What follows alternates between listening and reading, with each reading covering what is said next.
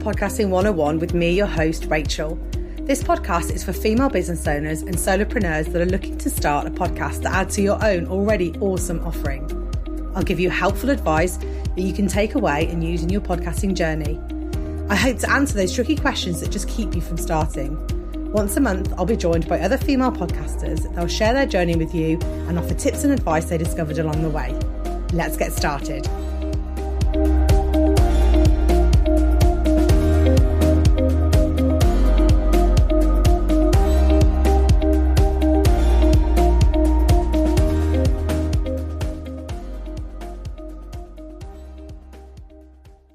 Hi, and welcome to this bonus episode. We are talking about repurposing your podcast, and I have with me the lovely Cassondra Collins, who is an expert in repurposing. Hi, Cassondra. How are you? I'm good, Rachel. Thanks for having me on the show today. Oh, brilliant. Thanks for coming on. And do you want to tell us a little bit about what you do? Sure. So I take content that people have already created and create new content from that content. So basically, you don't have to create new content to create new content. And one of my favorite ways, or one of my favorite types of content to repurpose, is podcasts, because there is literally so much that can come from podcasts. So I actually started in the online space as a general VA about 4 years ago. And I kind of fell in love with podcasts and writing, and the two intersect when it comes to content repurposing.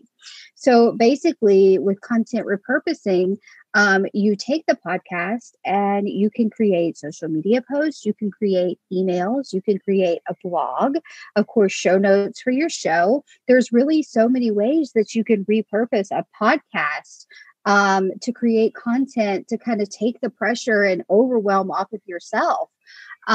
So I fell in love with the podcast and the writing, and it just seemed like a natural progression as I learned more and more and more about content repurposing to kind of encompass all areas of content. So live videos and trainings, taking blogs and turning them into other forms of written content, social media posts and turning them into emails. There's really so much that you can do. But out of all of the forms of content, I really feel like podcasts really do give you the opportunity to create the most new content. Absolutely. When I was a VA myself, when I first started and came across repurposing, I just thought this is so brilliant. It's a really great way. And a lot of people do struggle with creating the content. And if you are creating a podcast, you are creating that piece of content. And it seems like criminal not to actually use that content and put it out for different purposes. So you mentioned a few things like blogs and social media posts. Do you want to talk a little bit more about how what's your kind of process in if you were going to turn a series of podcast episodes into a blog or social media post? What would you do to do that? So the first thing I would do is I would take the podcast itself and run it through transcription software and get it in writing form. One of the main reasons that I tell people they should repurpose their podcast is because people learn and consume content in different ways. So you may consume content best by listening to it, and you can absorb it fine that way, whereas I need to read it. I am somebody that has to read content to fully absorb it. So the first thing I personally do is run it through transcription software. Then once I have the transcript, it's really easy to go through it and highlight, a lot of times podcasts will be 3 tips to do X, right? Mm-hmm. So I will find the summary, an opening summary, highlight whatever those tips are throughout it, mm-hmm. and then clean it all up at the end and tie it all together. And if you can do that, you have a blog, right? It can also double as show notes, or you can just take the opening summary for your show notes, right? Because you're kind of giving a quick synopsis of what it's going to be about. And that's your show notes. From there, you can cut it down even more into a similar format for a social media post. So you will create a headline, for the post that's really, really eye-catching, or, that kind of punch you in the gut, kind of get people's attention kind of headline, and then build into it. Then you highlight those tips or whatever your main points were in the podcast, and then you tie it up. You can use it as a value-driven post where you're literally just giving your audience, information to consume. Or you can do it with a CTA at the end of it, whether that CTA is to listen to the episode itself, you're promoting the episode itself, or it is, to book a call with you. Is this something that, really resonated with you? If so, I'd love to talk to you. Book a call. Here's my link.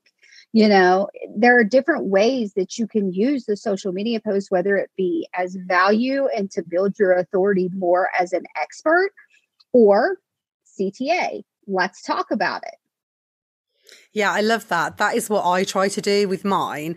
I run mine through transcription software as well, and then because I like to put timestamps in my episodes, in my show notes, so that if someone is maybe only listening for one part of that, they can skip to it. I find that useful myself if I listen to other podcasts. But you can really kind of pull that summary out, because previously I would be listening back to it, just listening back and making notes, and it's quite hard because you have to keep re-listening and everything. So the transcription really helps you to get those points. And I like that you can pick out certain parts of it to highlight, like you say in the social media posts. Do you make any audiograms or like the visual snippets at all? I do. Yeah. Yeah. So if somebody records in video and they would like the video snippets, I found I like to keep it no more than a minute if possible, because, a lot of times after a minute you lose people anyway. But, if there's like a minute worth of something that's like I said, that really good punch you in the gut, grabs people's attention, part of the video, then I definitely cut that down and make it into a video that you can use in social media. Or I can use the sound itself, just the audio of that one part for the audiograms. And those actually do really, really well in a lot of the social media space, especially on Instagram. And I really think that they bring something to the post itself. Now, that being said, I do still include the long form posts that I create with the audiogram. Because the audiogram itself is not going to tell everything that, the episode is about. It's just that one, piece that really catches your attention. So, but I do like them. I think they're a wonderful tool when you're a podcaster. Yeah, I love audiograms. When I first discovered them last year, I couldn't wait to make my first audiogram. I was going to ask you about which content, maybe for podcasts, like you say, audiograms work really well on Instagram. Have you noticed any difference in what kind of things work well when you're repurposing your podcast across any different platforms? Or is it just, it's best to try and get as much as you can out of that episode? I would get as much as you can out of the episode and utilize different parts in different places. So we all know that each social media platform has their different algorithms and what they favor. LinkedIn, actually, lately, I've noticed that text-only posts do better on LinkedIn than even one that has an image or one that has, an audiogram or a video attached to it. So maybe you just use the post that you created on LinkedIn, but on Facebook, you'll add, the audiogram or the photo, because Facebook likes photos and videos and audiograms. Same with Instagram. With Instagram, you have to at least have a photo unless it's in your story. Mm-hmm. So yeah, I mean, there are different things that different platforms like as far as content. So it's really just like a trial and error to see what works for you. On LinkedIn, I found as well that the posts tend to work better without an image. Somebody I know that does a lot of work on LinkedIn actually told me that once, that unless your image has a purpose on LinkedIn is to try and keep it to text only. So I do put my audiograms on LinkedIn, but they're like, I guess it's classed as a video because it's an MP4 file. So, and they do quite like some video content on LinkedIn. But as for still images, I do on Facebook and Instagram, but I don't so much on LinkedIn. I did hear, it was Michelle that said, it was on, I'll have to link the post in the show notes, talking about the impressions for videos that can be they look quite low. Say somebody like 25 people watched it for 3 seconds, that could count for your audio, listening to your audiogram. But actually, that's quite good. I'm not explaining myself very well, but I will find the post that Michelle and this guy called Evan were talking about. It was really interesting. And that was just because I was quite disappointed in the amount of people that were looking at my audiograms. And I was thinking, are they not working? What should I do? But actually, for that type of content, it was quite good. So I think, like you say, trial and error is a really good way to go forward when you're getting as much out of your content as possible. You should take your podcast and get as much content as you can out of that podcast, and then kind of like divide and conquer. Use what works best on each platform. Of course, if you write a blog, that's going to go on your website, but you could also take that blog, change some formatting around it as far as, how you've written it. And you also have a really solid email to go out to your email list as a value add. Because, we don't want to just pop into people's inboxes when we want to sell them something, right? We want to build the relationship. We want to nurture that connection with the people that are especially on our email list, right? Because they've signed up for something to get on it. So they trust us. We want to keep that trust. We want to build that trust. So it's really easy to take content that you created from a podcast and then repurpose that same message into an email as a value add to those subscribers. That's really good. I really like that. Because like you say, different people consume their content in different ways, and it is easy to forget. And I think that sometimes we put a piece of content out there and we think, oh, everybody must have seen it, and they haven't. And we think that we're just repeating ourselves by putting your podcast in a blog or repurposing those. But actually, sometimes it's a scarily small percentage of people that actually get to see that content. So it is so great to reframe it and reuse it and see what works well, and then look at it again for the future as well, I guess. So that, like when they always say about your social media, look back and what works well, what has worked well. And exactly. And furthermore, you can recast an episode. If you've created all of this content already and you've saved it, your audience changes probably on average every 6-ish months. It changes a little bit. So you can actually recast old episodes, especially if you're running short on time. Maybe it's summer and you want to travel, or you have kids at home and it's a lot harder to create that content. You can recast old episodes and you've already got a treasure trove of content that's created for it. It's really a time saver. It's very efficient. A lady that I work with called Hannah, and she uses Meet Edgar, and that's a really great platform for plugging in evergreen content. And I'm working with her and this lady called Nicole Hiller as well, and they've got the Showing Up Solo podcast, and they have it as a video podcast on YouTube, and then it goes out on all the audio podcast platforms as well. And then she repurposes. I mean, they're all about digital marketing, but I've noticed having the episodes coming up that are previous ones that have come on and guest episodes, and that's something that I haven't done yet. But using like almost it is your evergreen content, you can still put those.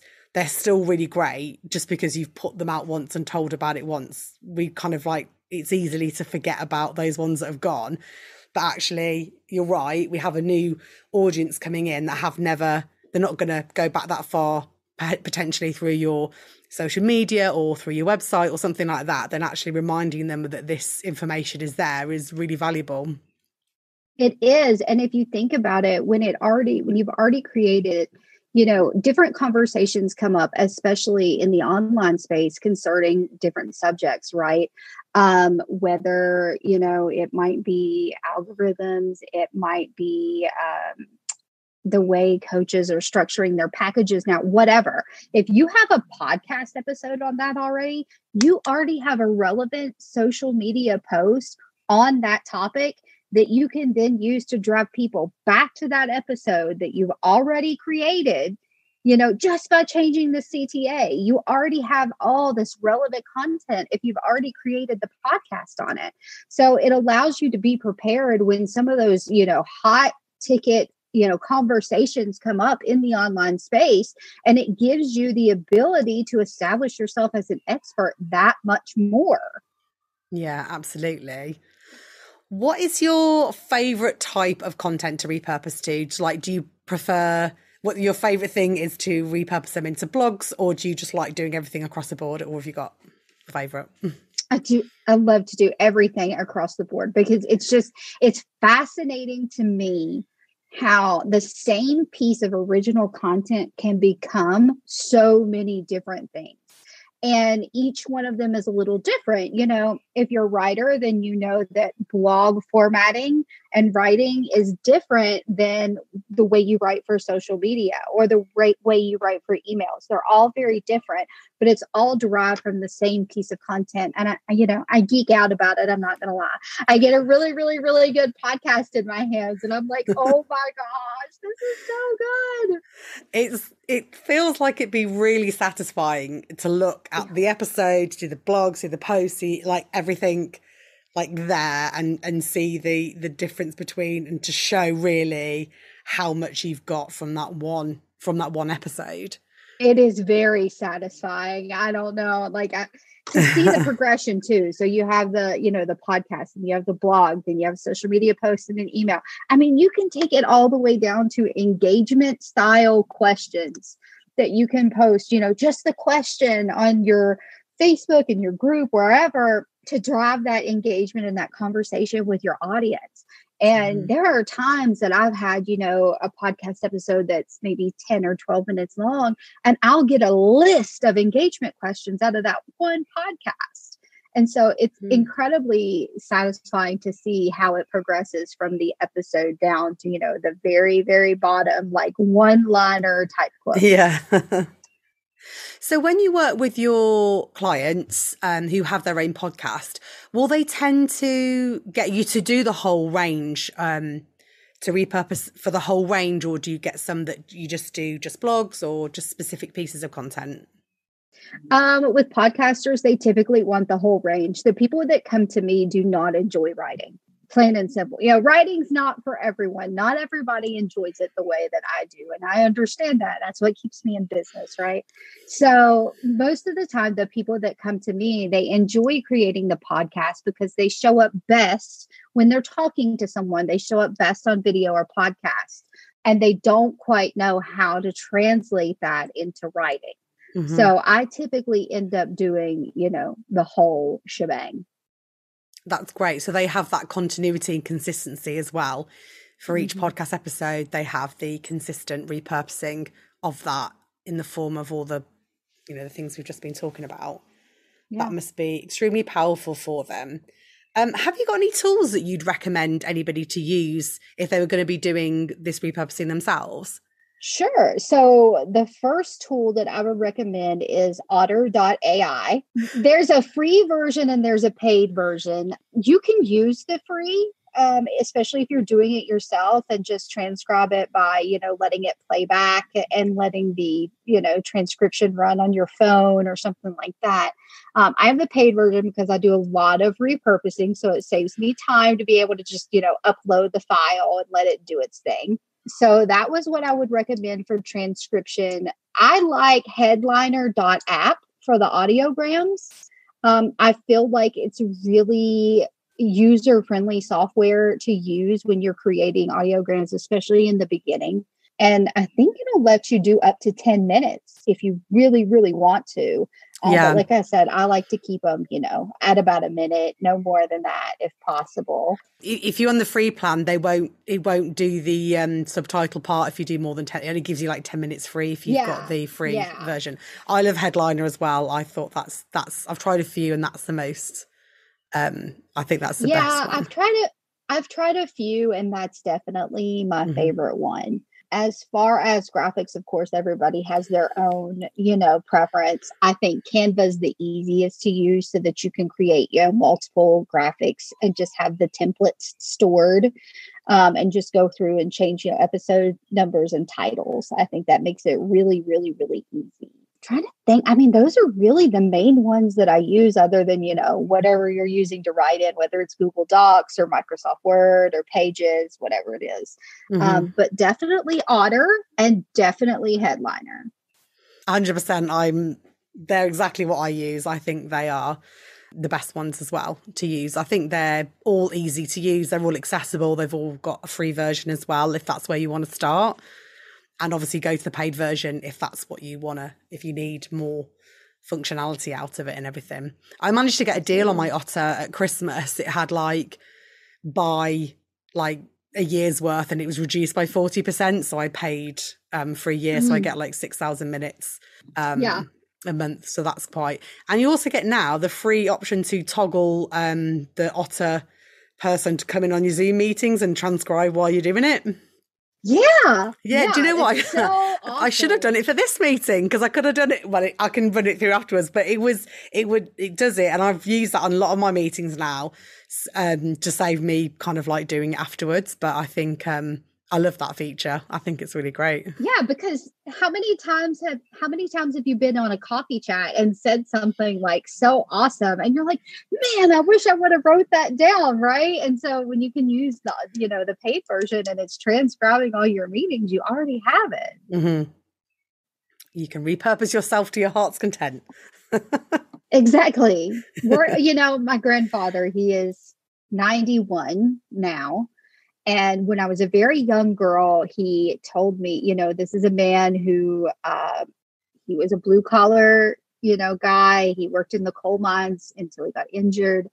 And he told me at a young age to work smart, not hard. And so efficiency is something that has been ingrained in me, since a young age. And repurposing content is one of the most efficient ways that you can save yourself, some overwhelm, because if you take one piece of content and create multiple pieces out of it, that's efficient. You're not sitting at your desk for hours on end trying to think up all this new content that you feel like you have to have, right? You're taking one piece and creating multiple pieces from that one piece. And it's just efficient. It takes away the overwhelm. It takes away the fuss and the frustration that you get when, you're sitting there and you're trying to create and you just have no clue what to do. Absolutely. 100% with you there. So if for all those people listening out there that have a podcast and would love to start repurposing theirs, can you tell us how they can get in touch with you and work with you? Absolutely. So I have a website. It's creativelycassondra.com. And I'm sure you can put that in the show notes. Yep. You can also reach out to me through my Facebook business page or on Instagram. And my email is hello@creativelycassondra.com. Wonderful. Yeah, I will link all of that information in the show notes. So if you'd like somebody to repurpose your podcast for you, Cassondra is a lady and you can get in touch with her there. Thank you so much for coming on and giving us so much more detail into how to repurpose your podcast. Thanks, Rachel. It was a pleasure. Thanks so much for listening. If you've enjoyed today's episode, please like, share and subscribe. Your support means so much to me. If there's a question or topic you'd like covering, then I'd love to hear from you. Find the podcast on Instagram @RachelBotfield and drop me a DM. Till next time, bye.